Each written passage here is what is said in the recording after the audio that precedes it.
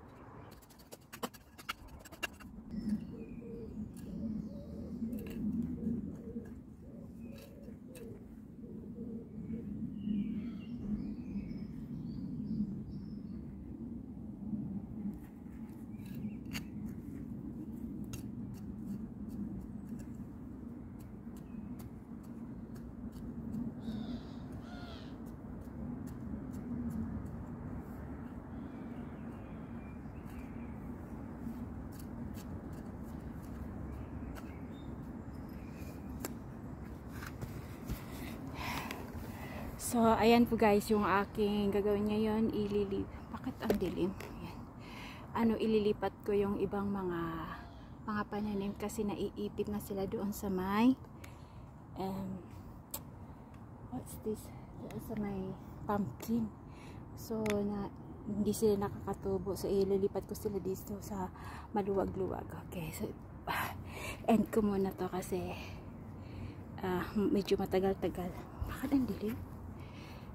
Kasi medyo matagal-tagal yung aking gagawin. Okay, see you bye for now. Hello guys! Sorry, ginanyan ko yung sombrero kasi mainit na. And nandito na po ako. Nandito na po yung ating strawberry. Yan. So, nalipat na po yung ating strawberry. So, strawberry pa lang. Yung mga kamatis na doon pa. Ayusin pa natin.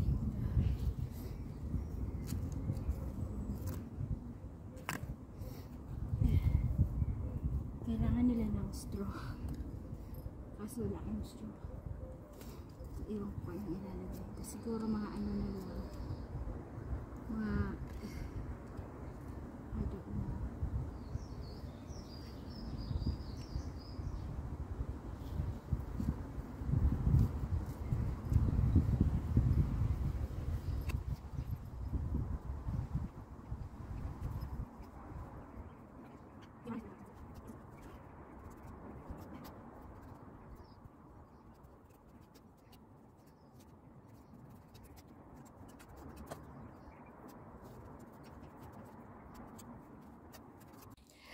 Hello guys, umuulan na naman.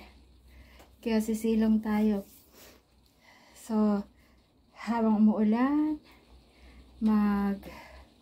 tutupi ako ng laban maya-maya. Pero babalik tayo dun sa garden pag wala na ang ulan. Nailabas ko na yung mga strawberry, pero kailangan ko pang lagyan ng kumot. Net kasi baka kainin ng mga lambs na maraming mga magpies, maraming mga ibon. So, yan. Ang kailangan ko pang i-transfer ngayon ay itong mga kamatis. So, ang balak ko yung malalaking kamatis, ilalagay ko doon tatlong tabyata doon na wala pang tanim pero may lupa na. So, doon ko ilalagay at yung maliliit na kamatis backpack, ilagay ko doon, pero kailangan kong palibutan ng eggshell na inano, na crinash para hindi kainin ng slugs. So yan, slugs ang kalaban natin. Kasi kailangan ko rin linisin dito sa loob ng conservatory. Dahil pag may mga bisita tayo, dito nagaganap ang maritisan. So, yan. Dito nagaganap ang maritis. So, kailangan talagang linisin kasi sobrang kalat na. Ang ating, iwan ko, wala na yatang pag-asa ang ating grapes. Baka mag-order ako uli ng grapes. Bili uli ako ng grapes. Walang sukuan to. Try lang ng try. Hanggat mabuhayan. Yan. Ang aking mga kamatis, hindi ko nga rin alam kung mabubuhay silang lahat. So, pero marami naman sila. Kahit isa lang ang mabuhay niyan, masaya na ako. Tapos yung ating mga sunflowers na i-transfer na doon nakahilera na sila. Tapos may iba pang yung medyo sila, yung may mga bali, mga nginat-ngat na yung dahon, nandoon pa, hindi pa na itatanim. So itatanim ko yan doon, tapos lalagyan ko sila ng mga stick para hindi sila mabali pag just in case na mahangin.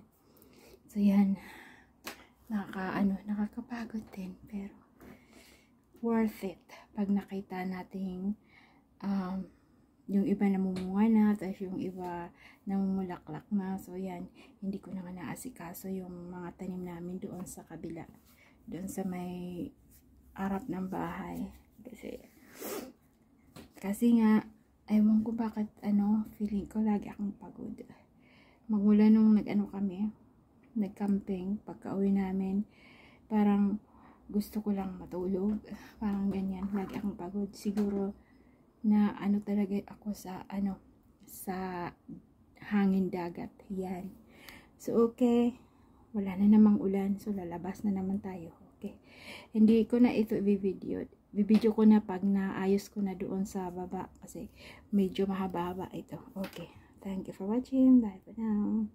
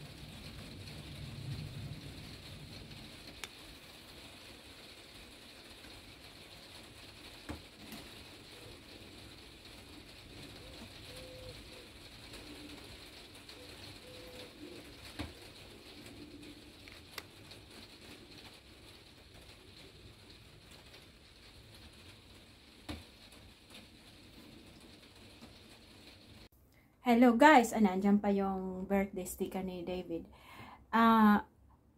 Maaraw na naman, kanina kumukulog. Tapos ngayon maaraw na. I think maaraw na talaga ito hanggang gabi. Maaraw na hanggang gabi. Kasi alas 10, medyo may may liwanag sa araw. So, itatanim ko na lahat yung mga kamatis. Bahala na kung saan ko sila ilalagay. Basta yung aking strawberry na doon na sa labas, may net na sila, may mosquitero na. Tsaka parang okay na sila doon. Sana wag kainin ng mga slugs. Kasi yun ang kalaban ko.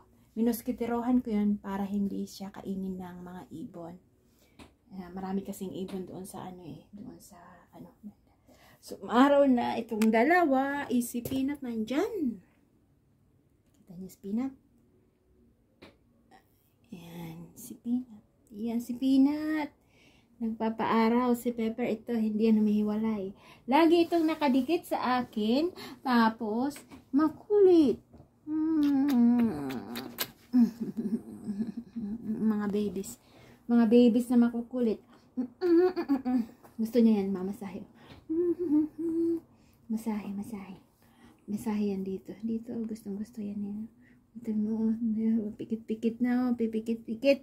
Pipikit-pikit ang mata dahil minamasahe ang paa. Ito naman yung tainga. Okay, so ano natin, ano na talaga. Kasi natutumba na siya dahil nasa maliliit lang sila na ano. My goodness. Okay, so see you in a bit. Bye for now.